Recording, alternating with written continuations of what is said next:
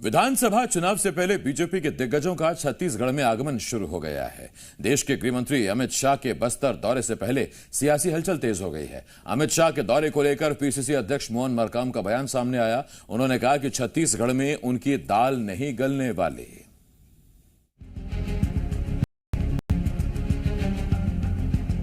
छत्तीसगढ़ में इस साल विधानसभा चुनाव होने वाले हैं। ऐसे में दावे और वादों की जमकर बौछार हो रही है।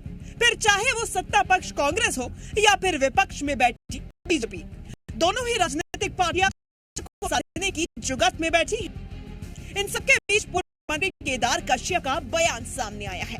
पूर्व मंत्री ने दावा किया है कि 2008 के चुनावी नतीजे 2023 में रिपीट होंगे। हमारी कोशिश है कि हम 2008 का जो हमारा परिणाम था उस परिणाम को हम दोहराएं। इसके साथ ही बस्तर और सरगुजा पर फोकस करते हुए उन्होंने कहा कि इस बार सत्ता की चाबी बस्तर से आएगी।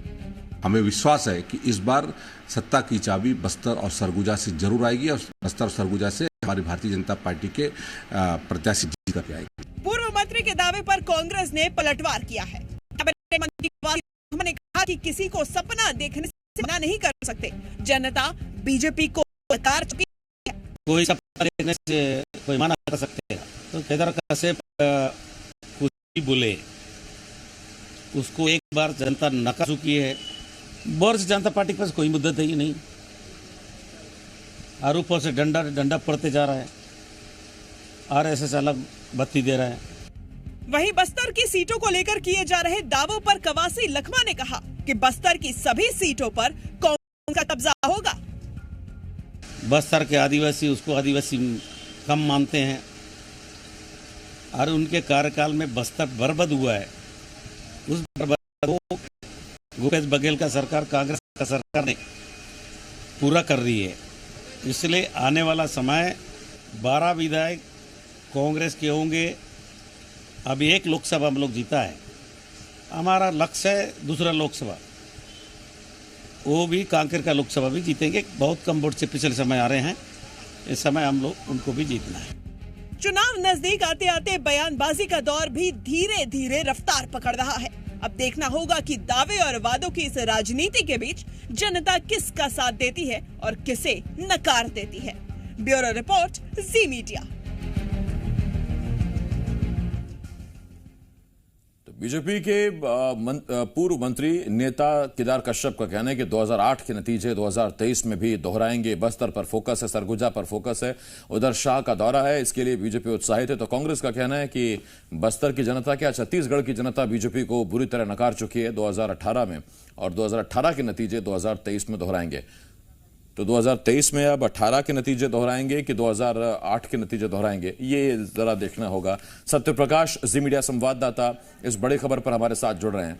सत्या, बस्तर पर बीजेपी का पूरा फोकस है, ये तो इसमें कोई शक नहीं है, और ये तमाम बड़े नेताओं के दौरों से साफ भी हो रहा है। लेकिन ये जो सियासी अभी बयानबाजी चल रही, जुबानी जंग चल रही है कि बस्तर की 12 सीटें हमारे पास होंगी, हम 8 का नतीजा दोहराएंगे, इसमें बीजेपी के दावों में कितना दम नजर आता है?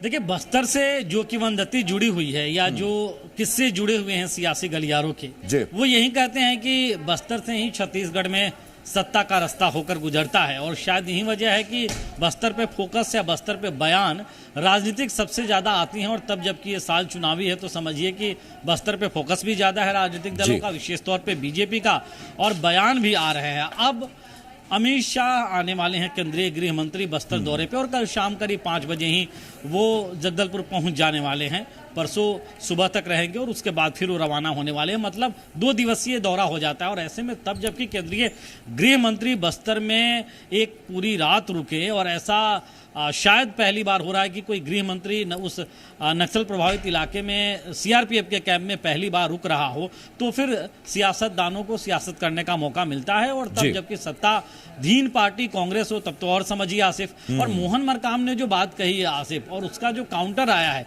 यह स्पष्ट तौर पे इस ओर इशारा करता है कि कहीं ना कहीं जब केंद्रीय नेताओं के दौरे होंगे भाजपा के, एक निशाना साधने की कोशिश राज्य सरकार की ओर से या कांग्रेस पार्टी की ओर से होगी और भाजपा उस पर पलटवार करेगी। लेकिन बड़ा दिलचस्प ये है आसिफ कि ये जो दौरा है केंद्रीय गृह मंत्री का, ये राजनीतिक दौरा नहीं है। वो सीआरपीएफ के जवानों के साथ समय बिताएंगे और इसके साथ ही जो 84वां उनका स्थापना दिवस है उसके मौके पर आ रहे हैं। लेकिन चूंकि अमित शाह आ रहे हैं, उनकी मौजूदगी भर को बीजेपी भुना लेना चाहती है आने वाले विधानसभा चुनावों में।